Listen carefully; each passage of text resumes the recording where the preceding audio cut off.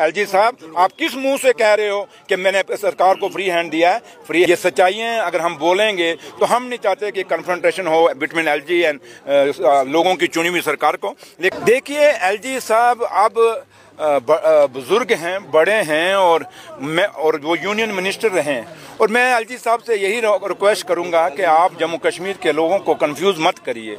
LG साहब को पता है कि हमारे हालात क्या हैं, हमें कितना प्ले फील्ड दिया जा रहा है खेलने के लिए, और एलजी साहब कितने, आपने यही नहीं देख लिया? अगर इसी फंक्शन में एलजी साहब आए होते तो यहाँ पूरी administration, DC, VC, chief secretary, वेक्रेटरी सब यहाँ गठे लाइन पे, बाहर उन्होंने कुर्सी में लेनी, बाहर रोड पे खड़े होते।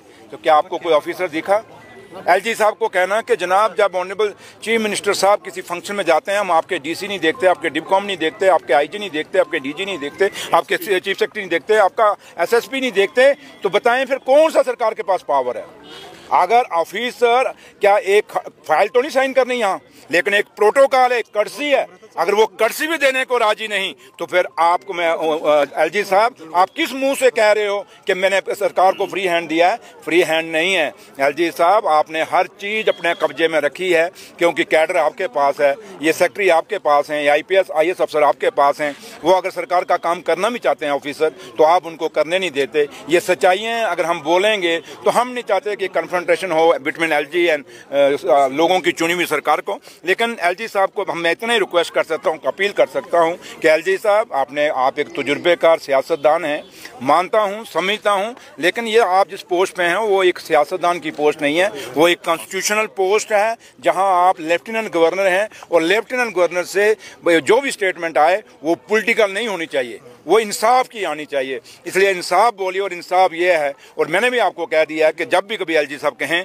मैं तब आपको दाद दूंगा कि ये सवाल आप एलजी साहब से पूछ लें कि जनाब जब अगर आपका प्रोटोकॉल होता है तो ये पूरा रोड जाम हुआ होता तो आपके सामने क्या हालात थी? आधा घंटा पहले सड़कें बंद हो जाती हैं जब एलजी साहब की मूवमेंट होती हैं। इसलिए एक जम्मू कश्मीर के अंदर दो सरकारें तो चल रही हैं, लेकिन जम्मू कश्मीर के अंदर दो निज़ाम, दो पावरें, और एक फिरका परस्ती की हमारे साथ एक भेदभाव किया जा रहा है। जो भेदभाव, कोई बात नहीं, कितना सताओगे, ना सता गरीब को, गरीब रो देगा, पता लगेगा उसके मालिक को तो तुझे कब्र से भी खोद के निकालेगा।